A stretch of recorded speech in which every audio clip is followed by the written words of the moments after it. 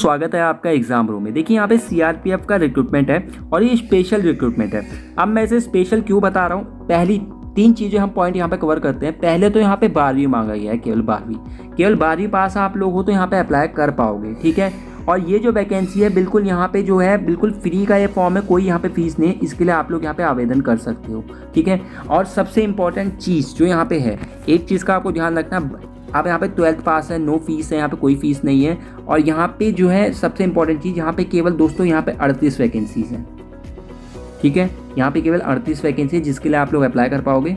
तो और एक और चीज़ यहाँ पे जो सबसे ही ज़्यादा इंपॉर्टेंट है, ये जो वैकेंसी है स्पेशल रिक्रूटमेंट क्यों कहा गया है, क्योंकि ये उन लोगों के लिए है, जैसे कि मैं आपको एक एग्जाम्पल देता हूँ, जो आपकी डिपेंडेंट मेंबर था कोई सीआरपीएफ में, वो आपका एक्सपायर हो चुका है। मतलब जैसे कोई भी आपकी मतलब कोई एक परिवार है, अगर उसमें कोई जो उनका कहते हैं मुखिया है, वो आपका सीआरपीएफ में था और वो एक्सपायर हो चुका है, तो उनके बेटे को, उनका जो पुत्र होगा या उनकी पुत्री होगी या उनकी वाइफ होगी, जो उनकी पत्नी होगी, या कोई भी जो होता है उनका अनमैरिड ब्रदर एंड सिस्टर, उनको ये जॉब मिलेगी। 38 वैकेंसीज है, उनको ये दी जाएगी जॉब, समझ रहे हैं। तो यानी कि परिवार वालों के लिए जॉब है। सीआरपीएफ के जो परिवार वाले हैं, जो सीआरपीएफ के आपके जो सीआरपीएफ में थे, सीआरपीएफ के कर्मचारी थे जो आपके रहते हैं, वो एक्सपायर हो चुके हैं। अगर उनका निधन हो चुका है किसी तरह, वो अपनी सर्विस में नहीं है, अपने सर्विस में ही उनकी डेथ हो गई है, और मतलब अगर उन्होंने सुसाइड भी कर रखा है, यहाँ पे दे रखा है इन्होंने ये टॉपिक दे रखा है, सुसाइड भी कर रखा है, तो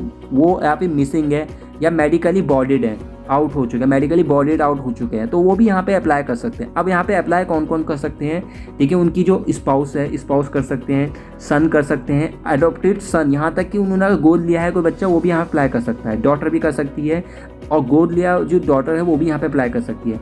अब यहाँ पे जो भाई बहन अगर उनके अप्लाई करते हैं तो अनमैरिड होने चाहिए, ठीक है, एक चीज़ का आपको ध्यान रखना है। तो यहाँ पे आप लोग इस तरीके से अप्लाई कर सकते हो। 38 वैकेंसी है दोस्तों। एजुकेशन क्वालिफिकेशन केवल 12वीं मांगी गई है, 18 साल से लेकर 25 साल तक एज लिमिट।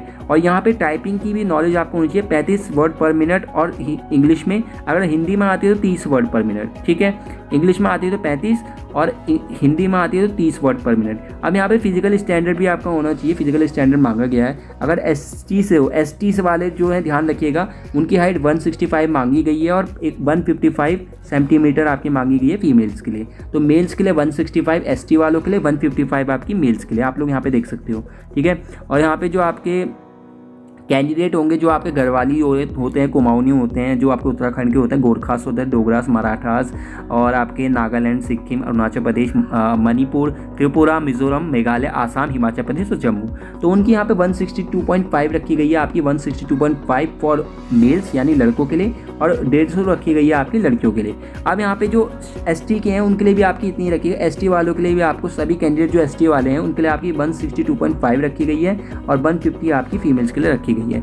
अब यहाँ पे जो आपके जो चेस्ट होगा आपका मेल कैंडिडेट के लिए आपको जो रखा गया है आपका 77 रखा गया है आपका शेड्यूल ट्राइब वालों के लिए, ठीक है। जनरल ओबीसी और एससी वाले दोनों के लिए। अनएक्सपेंडेड होने पे आपका 77, एक्सपेंड होने में आपका 82 यानी 82 होना चाहिए फुलाने पे, और बिना फुलाए 77। एसटी में थोड़ा एक कम कर दिया गया है 76 और 81, ठीक है। तो यहाँ पे दोस्तों आपका सिलेक्शन होगा, रिटन एग्जाम होगा, 200 मार्क्स का होगा पार्ट 1। अब पार्ट 1 में आपका सेक्शन ए रहेगा जिसमें आपका हिंदी लैंग्वेज या इंग्लिश आएगी, और दूसरा पार्ट जो सेक्शन बी रहेगा उसमें आपका जनरल इंटेलिजेंस पूछी जाएगी, और सेक्शन सी में आपका न्यूमेरिकल एप्टीट्यूड, सेक्शन डी में आपका क्लर्किकल एप्टीट्यूड पूछा जाएगा। जब ये 200 मार्क्स का पार्ट 1 हो जाएगा, फिर आपको पार्ट 2 दिया जाएगा 25 मार्क्स का, जिसमें आपका डिस्क्रिप्शन पेपर रहेगा, डिस्क्रिप्टिव टाइप का, ऐसे रहेगा 15 मार्क्स का, और 150 वर्ड का रहेगा हिंदी और इंग्लिश में। फिर उसके बाद 10 मार्क्स का रहेगा आपका 100 वर्ड्स का हिंदी और इंग्लिश में आपका लेटर, ठीक है। तो आपको यहाँ पे एस्से और लेटर लिखना है, 25 मार्क्स का रहेगा, जिसमें आपका 15 और 10 मार्क्स का आपका एस्से और लेटर रहेगा, 10 मार्क्स का लेटर, 15 मार्क्स का एस्से, ठीक है। यहाँ पे आपका आप लोग देख सकते हैं, ठीक है, पूरा आपका अपडेट है। ये इसका एप्लीकेशन फॉर्म है, ये इसका एप्लीकेशन फॉर्म है दोस्तों, जिसमें आपको करना है, ठीक है। यहाँ पे जो गवर्नमेंट सर्विस थी उसके बारे में लिखना पड़ेगा, जिसका भी था वो जो मुखिया था, और उसके अबाउट द एप्लीकेंट के बारे में, फाइनेंशियल स्टेटस क्या है उसका पूरा यहाँ पे आपको जानकारी देनी पड़ेगी, और तब आपको यहाँ पे सबमिट करना पड़ेगा इसको, साथ में आपको एंड में जब आओगे तो यहाँ पे आपका डॉक्यूमेंट जो रिक्वायर्ड होंगे वो जरूर पढ़ लेना। यहाँ पे जब दे रखा है NOC, caste certificate, 3 copies of recent photographs, आपकी 3 कॉपीज़ होनी चाहिए। एजुकेशन सर्टिफिकेट डुप्लीकेट आपको लगाने पड़ेंगे, डोमिसाइल सर्टिफिकेट, और आपका मूवेबल इमूवेबल प्रॉपर्टी डिटेल्स आपको लगानी पड़ेगी तहसील द्वारा जो ईडब्ल्यूएस में लगता है आपका। Character certificate duplicate, death certificate आपके जो भी थे रिलेटिव जो भी थे उनके बारे में, तभी आप यहाँ पे अप्लाई कर पाओगे दोस्तों। ठीक है, तो यहाँ पे आपको एक चीज़ का ध्यान रखें, पॉइंट जरूर पढ़ लीजिएगा आप। यहाँ पे एक और लास्ट में पॉइंट दे रखा है इंपॉर्टेंट है भी, reason of belated request for compensate appointment if the applied after 5 year from the date of that invalid out of government service how family sustain their livelihood. तो ये भी आपको देना यहाँ पे पड़ेगा। अब यहाँ पे इस चीज़ का आपको ध्यान रखना है, इसको आपको आवेदन भरते टाइम इस नोटिफिकेशन को आप लोग मतलब ढंग से पढ़ लेना। ठीक है, तो आप लोग यहाँ पे आवेदन कर पाओगे दोस्तों। तो आशा करता हूँ वीडियो आपके लिए अच्छी रही होगी और इसी तरीके की और वीडियोस